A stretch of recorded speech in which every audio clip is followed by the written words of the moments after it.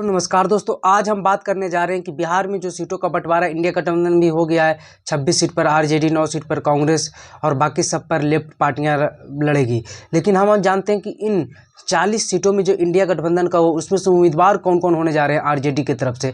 जी हाँ, हम आज आरजेडी के 26 सीटों के उम्मीदवारों के नाम के बारे में बताने जा रहे हैं और जो हम नाम बताने जा रहे हैं यही उम्मीदवार चुनाव लड़ेंगे। देख लीजिएगा, इनमें से एक आध दो उम्मीदवार का नाम अलग हो सकता है, लेकिन ज़्यादातर 99% उम्मीदवार यही होंगे जिसके बारे में हम आज बताने जा रहे हैं। तो आरजेडी के उन 26 उम्मीदवारों के नाम जानते हैं एक एक करके, सीट वाइज की कौन सीट से कौन उम्मीदवार होंगे। तो चलिए शुरू करते हैं। तो सबसे पहला सीट हम लेते हैं पूर्णिया सीट को लेकर काफ़ी विवाद हो रहा था और पूर्णिया सीट को लेकर तो मामला भी सलट गया, क्योंकि पूर्णिया सीट को लेकर लालू यादव ने टिकट भी दे दिया है। यहाँ से बीमा भारती को टिकट दे दिया गया है और पप्पू यादव जो कांग्रेस पार्टी में विलय किए थे वो कार्य हम कांग्रेस के फ्रेंडली फाइट करेंगे। तो यहाँ से आरजेडी की ओर से बीमा भारती को टिकट दे दिया गया। दूसरा है मधेपुरा भी कहा जाता है कि रोम पोप का मधेपुरा गोप का। तो यहाँ से कोई यादव भी लड़ेंगे, लेकिन किसी और जाति के बारे में भी बात चल रही है। यहाँ से सबसे ज़्यादा नाम प्रोफेसर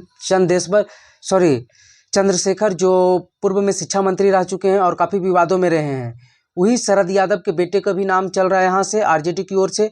और तीसरा आनंद मंडल जाति वाले हैं, उनका भी नाम यहाँ से चल रहा है। तो देखना होगा कि इन तीनों में से किसे उतारते हैं। तो ज़्यादा नाम यहाँ शरद यादव के बेटे और प्रोफेसर चंद्रशेखर के ही चल रहा है। तीसरा सीट आता है दरभंगा। यहाँ से ललित कुमार यादव को तो टिकट दे ही दिया गया है। चौथा सीट वैशाली से मुन्ना शुक्ला के नाम की चर्चा है। जी हाँ, जाति से भूमियार, आरजेडी ने एक भूमियार को भी टिकट दे दिया है। मुन्ना शुक्ला की पत्नी का भी नाम आ रहा है कि अगर मुन्ना शुक्ला नहीं लड़े तो उनकी पत्नी किरण शुक्ला लड़ सकती है वैशाली। वही अगला सीट गोपालगंज, ये आरक्षित सीट है। यहाँ से आलोक कुमार सुमन जेडीयू के सांसद हैं। तो यहाँ से आरजेडी ने अपना उम्मीदवार सुरेंद्र राम को बनाया है, जो कि पूर्व में मंत्री भी रह चुके हैं।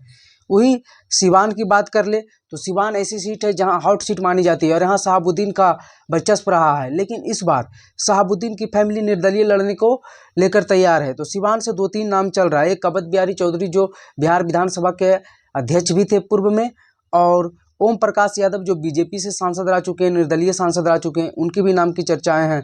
और एक और नाम टुन्ना जी पांडे जो पहले महाराजगंज से अपना दावा ठोक रहे थे, तो अब सिवान से इनका नाम आगे चल रहा है। वही हम बात कर ले सारण से, तो सारण से तो फिक्स है लालू यादव की बेटी जिन्होंने लालू यादव को किडनी दान में दिया था, रोहिणी आचार्य को यहाँ से टिकट कन्फर्म कर दिया गया है। वही हम बात कर ले हाजीपुर चिराग पासवान के खिलाफ। तो चिराग पासवान के खिलाफ तो पशुपति कुमार पारस लड़ेंगे ही नहीं, क्योंकि वो सरेंडर बोल दिए हैं। तो यहाँ से शिवचंद्र राम जो पहले चिराग पासवान के सामने लड़े थे 2019 में, उनका नाम चल रहा। हुई आशा पासवान, चिराग पासवान की बहन का भी नाम चल रहा है। तो ये दोनों में से कोई हो सकते हैं यहाँ से उम्मीदवार। उजियारपुर की बात कर ले तो यहाँ से नित्यानंद राय सांसद हैं और केंद्रीय मंत्री भी हैं। तो यहाँ से बात चल रही है आलोक मेहता जो यहाँ से सांसद रह चुके हैं और मंत्री भी थे राजद की सरकार में। वही हम बात कर ले बांका से, तो बांका से जयप्रकाश नारायण यादव का तो टिकट मिल गया है, लेकिन यह देखना भी होगा कि संजय यादव यहाँ से नाराज चल रहे हैं बांका से, तो ये भी देखने वाली बात होगी। वही हम बात कर ले मुंगेर से, तो कुमारी अनीता अशोक महतो, बाहुबली अशोक महतो की पत्नी, इनको भी टिकट कन्फर्म हो गया है और ये ललन सिंह के खिलाफ मुंगेर से लड़ने वाली है।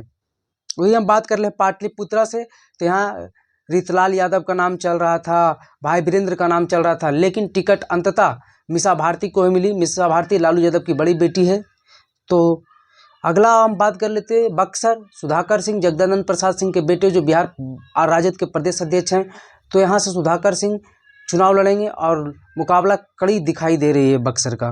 वही बात कर ले जहानाबाद से सुरेंद्र यादव पिछले बार 1700 कुछ वोटों से हार गए थे, इस बार काफ़ी तैयारियों में है। और माले पिछली बार अलग लड़े थे, इस बार माले साथ में है आरजेडी के। तो देखने वाली बात यही होगी। और अगली जो सीट है वाल्मीकि नगर से दीपक यादव का नाम चल रहा है। बीजेपी में शामिल है दीपक यादव। कहा जा रहा है कि 7 अप्रैल को वो बीजेपी छोड़कर आरजेडी में सम्मिलित होंगे, एक सम्मेलन होगा उसमें, और बगहा शुगर मिल के मालिक भी हैं दीपक यादव। अगला जो नाम चल रहा है पूर्वी चंपारण, ये ब्राह्मणों की सीट मानी जाती है, लेकिन इस बार दोनों दल एनडीए हो या इंडिया, दोनों ने ये नया समीकरण जोड़ा है। यहाँ से राजेश कुमार कुशवाहा जो हैं पूर्व में एमएलए भी रह चुके हैं केसरिया के, उन्हें आरजेडी की ओर से टिकट देने की बात चल रही है। और देवा गुप्ता का नाम यहाँ से कटते हुए दिखाई दे रहा है।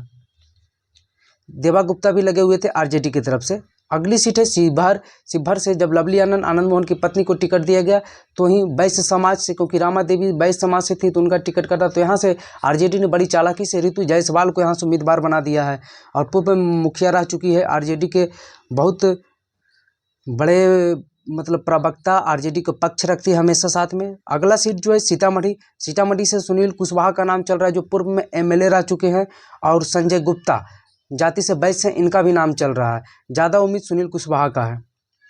अगली जो सीट है मधुबनी, अशोक यादव यहाँ से लड़ रहे हैं, हुकुमदेव नारायण के बेटे।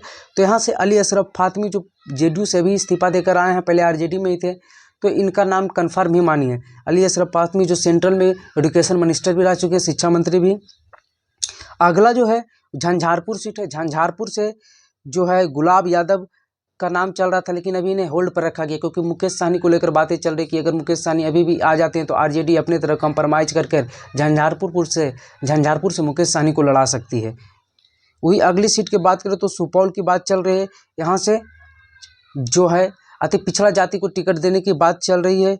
सिंहेश्वरी से विधायक रहे चंद्रहास चौपाल की बात चल रही है।